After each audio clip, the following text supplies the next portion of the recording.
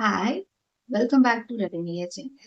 இன்னைக்கு இந்த வீடியோல நீங்க எத பத்தி பார்க்க போறீங்க அப்படின்னா, என்னோட 7th month interval growth scan report பத்தி தான் நான் உங்க கூட இன்னைக்கு ஷேர் பண்ணிக்க போறேன். ஆக்சுவலி இந்த ஸ்கேன் வந்துட்டு 28 வீக்ல இருந்து 32 வீக்ஸ்க்குள்ள சொல்லியிருப்பாங்க. என்னோட வீக்ஸ் 32 வீக்ஸ் கம்ப்ளீட் ஆகுற அந்த ஸ்டேஜ்ல தான் நான் போயிட்டு ஸ்கேனே வந்து நான் எடுத்திருந்தேன். பிகாஸ் எனக்கு வந்து இந்த first month, second month, third மந்த்ன்னு சொல்லிட்டு நம்ம செக்அப் போயிட்டு இருக்கோம் இல்லையா? எனக்கு வந்து 5 and half, 6 and half, 7 and half அந்த மாதிரி தான் வந்து எனக்கு செக்கப்பே குடுத்திருந்தாங்க. ஸோ லாஸ்ட்டா வந்து நான் 6 அண்ட் ஹாஃப் அதாவது 6+6 அந்த மாரி தான் நான் வந்து செக்கப் போயிருந்தேன். அவங்களுக்கு வந்து அப்ப அந்த வீக்ஸ் வரல. எனக்கு வந்து எழுதி குடுக்கல. ஸ்கேன் எடுத்துட்டு வாங்கன்னு சொல்லிட்டு எனக்கு எழுதி குடுக்கல. ஸோ அதனால நான் ஸ்கேன் எடுக்கல. லாஸ்ட்டா ஒரு 7 அண்ட் ஹாஃப் அந்த செக்கப் போகும்போது தான் எனக்கு வந்துட்டு உங்களுக்கு டைம் ஆகுதுன்னு சொல்லிட்டு எனக்கு எழுதி குடுத்துருந்தாங்க. எனக்கு இந்த ஸ்கேன் ரிப்போர்ட் வந்து எடுக்கிறதுக்கு முன்னாடி ஒரு நெகட்டிவ் தாட் வந்துருச்சு. எனக்கு எப்பயுமே வந்துட்டு அந்த மாரி தோணாது. ஒரு விஷயம் எப்பவுமே எனக்கு நெகட்டிவா வந்து மைண்ட்ல எப்பவும் ஓடாது. பாசிட்டிவா தான் நான் யோசிச்சுட்டு இருப்பேன். ஆனா என்னோட ஹெல்த் கண்டிஷன் படி நானாவே வந்துட்டு எனக்கு ஃபிக்ஸ் பண்ணிட்டேன். ஏதோ ஒரு பிரச்சனை வரப்போகுது அப்படின்னு சொல்லி முன்னாடியே வந்துட்டு நான் கெஸ் பண்ணி வச்சுட்டேன். பட் இது குழந்தைக்கு தான் இருக்கும், எனக்கு தான் இருக்கும் அந்த மாதிரிலாம் இல்ல. மைண்ட் ஓடிட்டு இருக்கு. ஏதோ ஒண்ணு இருக்கு அப்படின்ற மாரி ஒரு மைண்ட் ஓடிட்டே இருக்கு. பட் நான் எனக்கு தான் இருக்கும்னு நினைச்சேன். பட் பேபிக்கு வந்து இருக்கும்னு நான் நினைக்கல. என்னோட உடம்பு வந்துட்டு ரொம்ப வீக்கா இருந்துச்சு. ஒரு 1 மந்த்தா வந்துட்டு தம்பிக்கு வந்து ஃபர்ஸ்ட் பேபியும், செகண்ட் பேபிக்கு ஒரு மாதிரி டல்லாவே இருந்தது. ஒரு மாரி பசி இல்லாம, சாப்பிட்டாலும் கொஞ்சம் ஃபுட் தான் சாப்பிட முடிஞ்சது.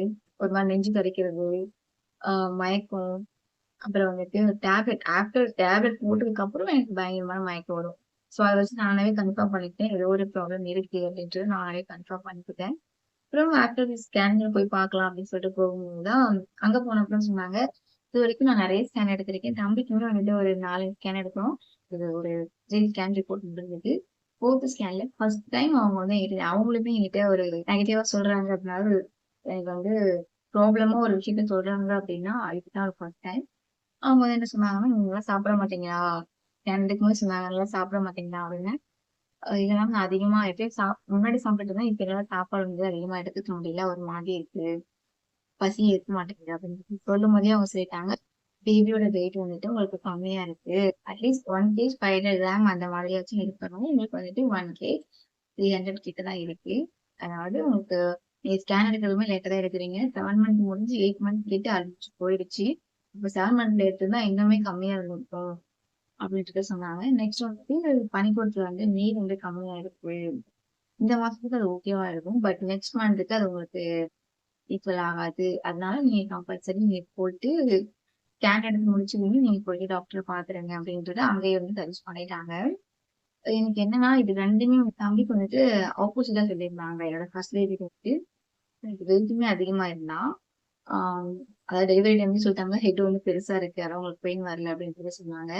ஸோ அவனுக்கு வந்து அப்ப வெயிட்டுமே அவன் அதிகமா இருந்தான். அது மாதிரி பனிக்கூடத்துல வந்து தண்ணியுமே அதிகமா இருந்தது. அதிகமா இருந்ததாலதான் அன்னைக்கே வந்து என்ன அட்மிட் ஆக சொல்லி எனக்கு வந்துட்டு இன்ஜெக்ஷன்லாம் போட்டு பெயின் வர வச்சாங்க. ஸோ இந்த குழந்தைக்கு வந்துட்டு அப்படியே ஆப்போசிட் 2மே வந்து கம்மியா இருக்கு அப்படின்னு சொல்லி சொன்னாங்க. எனக்கு என்ன ரீசனா இருக்கும்னு நான் நினைக்கிறேன்னா, எதுவுமே வந்துட்டு நான் மத்தவங்க மேல குறை சொல்ல முடியாது. என் மேல தான் நான் குறை சொல்லிக்க முடியும். தம்பிக்கு வந்துட்டு பயங்கரமா ஃப்ரூட்ஸ்லாம் எடுத்துக்கிட்டேன். ஆ கொஞ்சம் பிளட் வந்து கம்மியா இருக்கு அப்படின்னா வந்து டெலிவரி டைம்ல வந்து நமக்கு அதிகமா வேணும் அப்படிங்கிறதுக்காகவே நெறைய ஃப்ரூட்ஸ் எடுத்துக்கிட்டேன். ஹெச்பி லெவல் வந்துட்டு நார்மலா இருந்தாவே குழந்தை வந்துட்டு கரெக்டான வெயிட்ல தான் மெயின்டெயின் ஆவாங்க. எனக்கு வந்துட்டு ஆல்மோஸ்ட் ஒரு 3 மந்த்தாவே வந்துட்டு பிளட் எனக்கு கம்மியா தான் இருக்கு. நான் அத ஒரு பெருசா எடுத்துக்கவே இல்ல. ஸோ ஃபர்ஸ்ட் பேபி இருக்கிறதுனால அவங்கள பார்த்துக்கணும், அவங்களுக்கு சமைக்கணும். அந்த மாதிரியே எனக்கு மைண்ட் ஒரு ஃப்ரூட்ஸ் இருந்தா கூட நம்ம சாப்பிடாம தாய்மைனாலே அதுதானே. குழந்தைங்களுக்கு வெட்டி குடுக்குறது தானே. சரி வீட்டுக்காரர் வாங்கிட்டு தான் வருவாரு.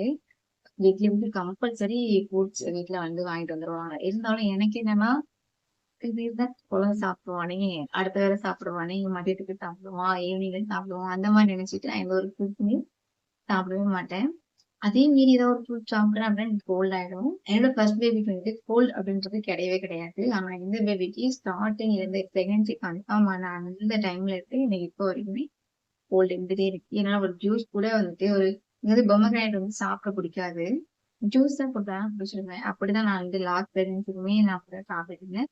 பட் இந்த டைம்ல வந்துட்டு நான் அத கூடமே எடுத்துக்கவே இல்ல. உங்கள குறை சொல்றது, இவங்கள குறை சொல்றது அதையெல்லாம் தாண்டி மிஸ்டேக் வந்து என் மேல தான்.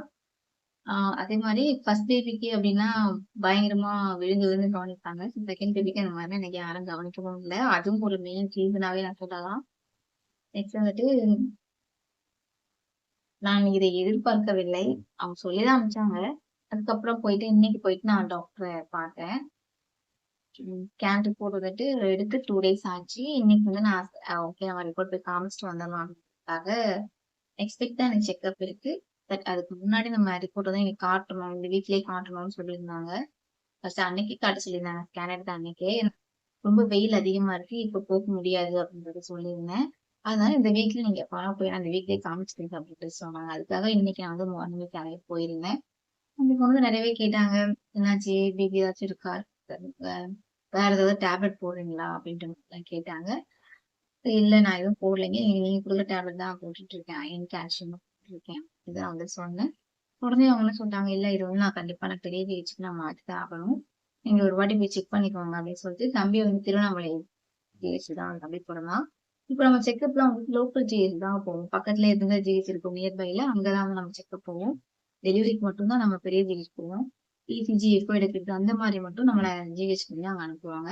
அதே மாதிரிதான் இப்பவும் வந்துட்டு நீங்க இதை வந்து ஒரு வாட்டி போய் செக் பண்ணிட்டு வந்துக்கோங்க. அவங்க ஏதாவது உங்களுக்கு பவுடர் அந்த மாதிரி வச்சு எழுதிருவாங்க. அதை நீங்க சாப்பிட்டு கொஞ்சம் குழந்தைக்கு வந்து வெயிட் பண்ணுங்க. ஏன்னா டைம் வந்து ரொம்ப கம்மியா இருக்கு. ஆல்மோஸ்ட் 37 வந்துருச்சு. எப்ப வேணாலும் டெலிவரி பண்ணலாம். இப்பயே உங்களுக்கு 32 வந்துருச்சு அப்படின்றத சொன்னாங்க. இப்ப ஷார்ப்பா பார்க்கும்போது ஒரு 5 வீக்ஸ் அப்படிதான் சொல்லணும். 2 மந்த் கம்ப்ளீட் ஆயிருக்கு. பட் பெயின் யாருக்கு வேணாலும் எப்ப வேணாலும் வரலாம் இல்லையா? அதனால நீங்க கம்பல்சரி போய் தான் ஆகணும் அப்படின்றத வந்து டாக்டர் சொன்னாங்க. எனக்கு வந்துட்டு ஸ்கேன் பண்ற இடத்துலயே கொஞ்சம் கண்ணெல்லாம் கலங்கிடுச்சு. அவங்க வந்து பேபி வெயிட் கம்மியா இருக்குன்னு சொல்லும் போதே கொஞ்சம் கஷ்டமாயிடுச்சு. என்னடா இது அப்படின்ற மாதிரி. என் மேலதான் எனக்கு கோவம். நம்ம தான் ஒழுங்கா சாப்பிடல, நம்ம தான் ஒழுங்கா பாத்துக்கல அப்படின்ற மாதிரி என் மேலதான் எனக்கு பயங்கரமான கோவம் இருந்தது.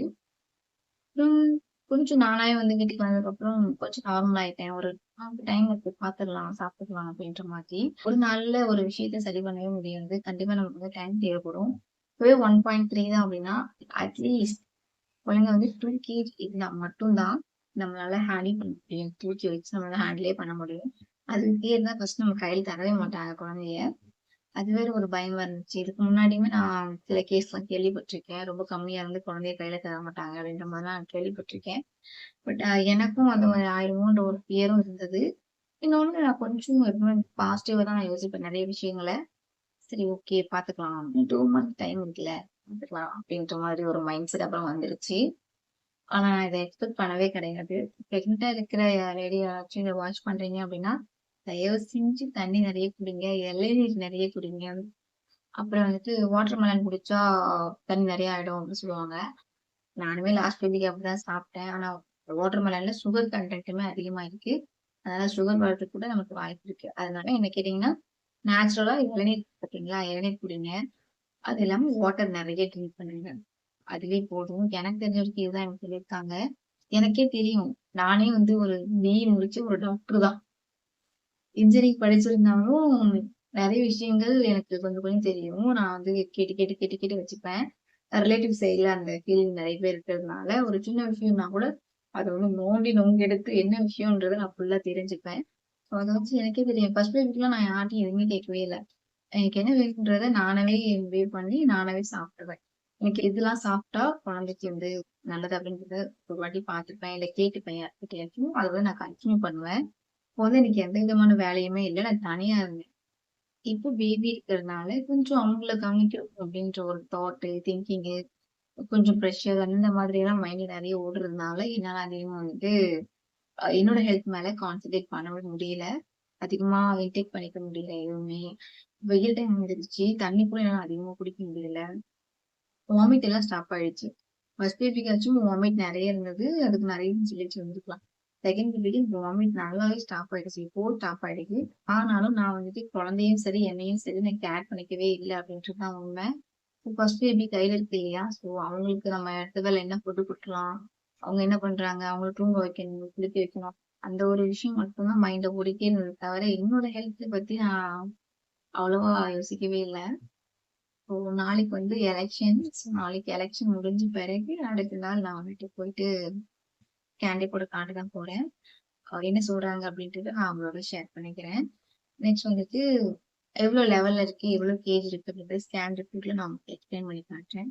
மறக்காம என்னோட ஸ்கேன் ரிப்போர்ட் வந்து ஃபுல்லா வந்துட்டு பார்த்துட்டு ஆல்மோஸ்ட் மேபி இது பாய் ஆர் கேர்ள் அப்படின்றது உங்களால கெஸ் பண்ண முடியுது அப்படின்னா மறக்காம கமெண்ட்ல சொல்லிடுங்க. சரியா? நான் வந்து இப்ப என்னோட ஸ்கேன் ரிப்போர்ட்டை ஃபுல்லா உங்கள்கிட்ட ஷோ பண்ணுறேன்.